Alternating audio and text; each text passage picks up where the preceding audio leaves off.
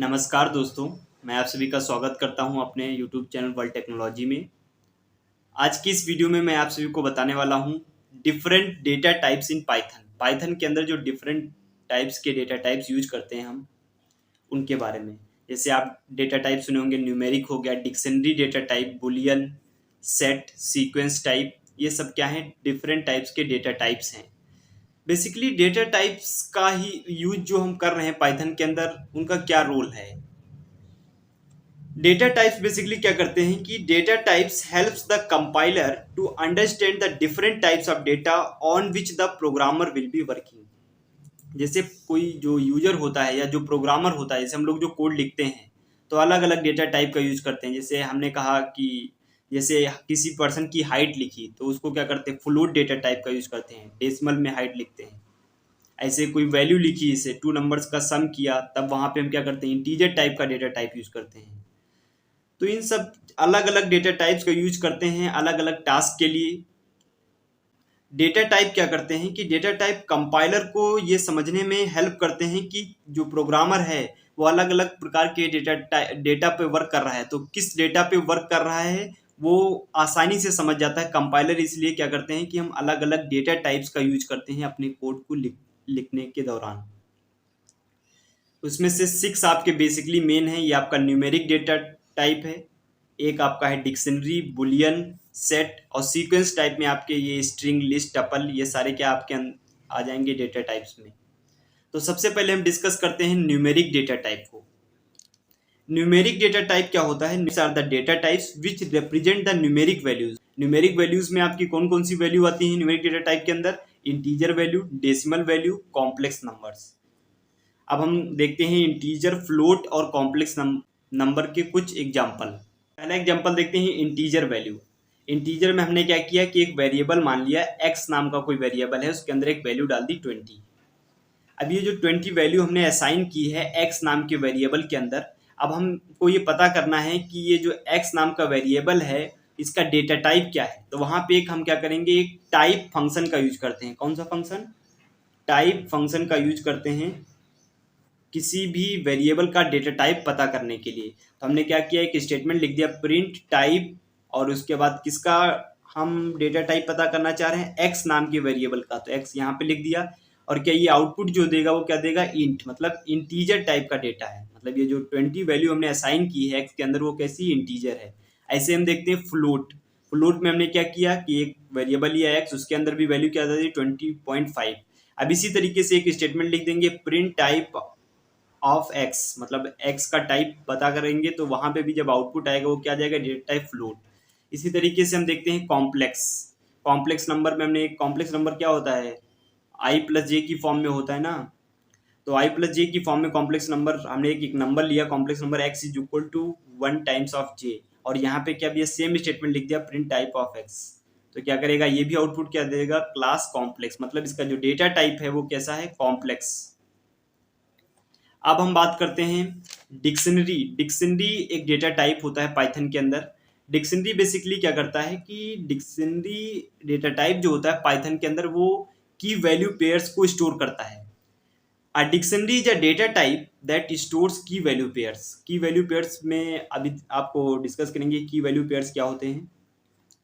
Dictionary जो data type होता है उसको रिप्रेजेंट किया जाता है, the dictionary can be represent by करली ब्रेसेस। करली ब्रेसेस से हम क्या करते हैं, डिक्शनरी के अंदर जो डेटा लिखते हैं वो करली ब्रेसेस से रिप्रेजेंट करते हैं। The dictionary does not allow duplicate keys. Duplicate keys को अलाउ नहीं करता है। डुप्लीकेट कीज का मतलब ये है कि सेम वैल्यू की, मतलब दो की वैल्यू पेयर सेम नहीं हो सकते हैं। अभी हम की वैल्यू पेयर को जब बताएंगे तब डुप्लीकेट का भी मीनिंग आगे डिस्कस करेंगे। और dictionary is mutable. Dictionary is mutable का मतलब क्या है कि डिक्शनरी डेटा टाइप, इसके अंदर बहुत सारे डेटा रखा होगा तो उसकी प्लेस को हम क्या कर सकते हैं, चेंज कर सकते हैं। म्यूटेबल का मतलब होता है changeable. A dictionary can be created using the dictionary dict function. Dict function से हम क्या करते हैं, डिक्शनरी को क्रिएट करते हैं। अब हम जरा डिक्शनरी के एग्जांपल्स को देखते हैं। पहला एग्जांपल है आपका डिक्शनरी का। हमने क्या किया, एक वेरिएबल मान लिया डिक्शनरी इज इक्वल टू, फिर क्या किया, डिक्ट फंक्शन का यूज किया डिक्शनरी को क्रिएट करने के लिए। फिर उसके बाद ये आपका जो ये लिखा है कोलन से पहले नेम, ये क्या है, आपकी की है। की वैल्यू पेयर हमने कहा था कि जो डिक्शनरी के अंदर क्या लिखते हैं, किस प्रकार का डेटा, की वैल्यू पेयर। ये जो नेम है वो क्या है, की है, जबकि ये जो नेम की जो वैल्यू है वो क्या है, दिव्यांशु। ये दिव्यांशु जो है वो क्या है, वैल्यू। तो हम क्या कह सकते हैं कि की वैल्यू पेयर का डेटा, की वैल्यू पेयर टाइप का डेटा क्या करते हैं हम डिक्शनरी के अंदर स्टोर करते हैं। ऐसे हमने क्या किया, कांटेक्ट नाम का वेरिएबल बनाया और ये क्या हो गई, की हो गई, और उसमें एक नंबर डाल दिया, वो क्या होगी, वैल्यू होगी। इस तरीके से आईडी जैसे हमने ये वन, और फिर उसके बाद क्या किया, ये वन जो है वो क्या है, आईडी नंबर है, ये क्या हो गया, इसकी वैल्यू हो गई। और फिर हमने क्या किया कि एक स्टेटमेंट दे दिया प्रिंट डिक्शनरी, तो वो सेम एज इट इज जो ऊपर लिखा हुआ है, हमने जो डिक्ट नाम का फंक्शन यूज करके जो इसके अंदर की वैल्यू पेयर का डेटा लिखा है वही सेम आउटपुट क्या दे देगा, आउटपुट दे देगा ये। फिर ऐसे हमने कहा कि कोई दूसरा एग्जांपल लेते हैं। दूसरे एग्जांपल में हमने एक एक्स नाम का वेरिएबल बनाया, उसके अंदर क्या किया, अब डिक्शनरी डेटा टाइप है तो डिक्शनरी डेटा को रिप्रेजेंट करने के लिए हमने क्या, करली ब्रेसेस से यूज करते हैं। फिर हमने क्या किया, ये की है, की के अंदर क्या लिखा, नेम, और वैल्यू क्या होगी इसकी, जॉन। ऐसे हमने क्या किया, एज, और इसकी वैल्यू कितनी होगी, 36। अब हमें ये भी अगर same as it is print कराना है तो हम क्या कर देंगे, प्रिंट स्टेटमेंट, और उसके अंदर क्या लिख देंगे, एक्स, प्रिंट एक्स लिख देंगे, और ये क्या कर देगा, ये same as it is print कर देगा।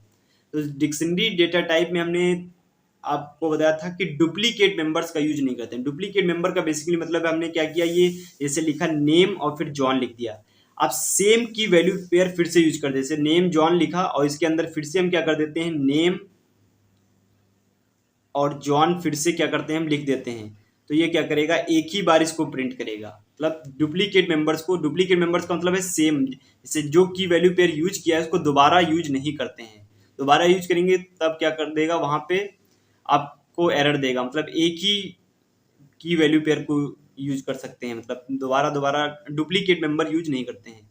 चेंजेबल का मतलब क्या है कि अगर हम चेंजेबल की बात करें कि जो म्यूटेबल था, म्यूटेबल वर्ड का मतलब ये होता है, जैसे हमने कहा कि इसकी इंडेक्सिंग करते हैं, तो ये क्या है, ये जो एक्स नाम का वेरिएबल है इसका पहला एलिमेंट क्या है, नेम जॉन, ये, और ये क्या है, इसकी इंडेक्सिंग अगर देखें तो एक्स ऑफ 0 पे तुम्हारा क्या होगा, ये होगा।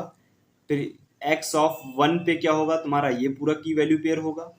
अगर हमें क्या करना है कि इसकी पोजीशन को चेंज करना है, मतलब एक्स ऑफ, अगर हम क्या कर दें कि एक ऐसा स्टेटमेंट लिखें, प्रिंट के अंदर, स्टेटमेंट के अंदर हम लिख देते हैं कि एक्स ऑफ 0 के अंदर क्या करना है कि कुछ दूसरी वैल्यू डाल दो।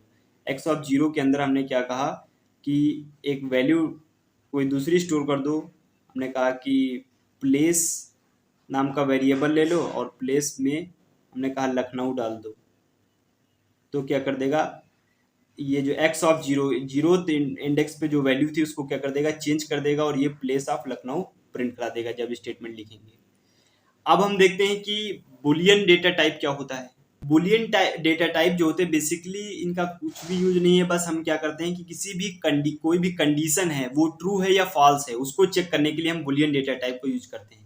Boolean data types are use to check the condition whether it is true और फॉल्स। मतलब कोई कंडीशन दी हुई है वो या ट्रू है या फॉल्स है, उसको चेक करने के लिए हम क्या करते हैं, बुलियन डेटा टाइप का यूज किया। फॉर एग्जाम्पल जैसे हमने क्या किया कि एक वेरिएबल लिया, एक्स नाम का वेरिएबल लिया, उसके अंदर क्या की, एक ट्रू वैल्यू डाल दी।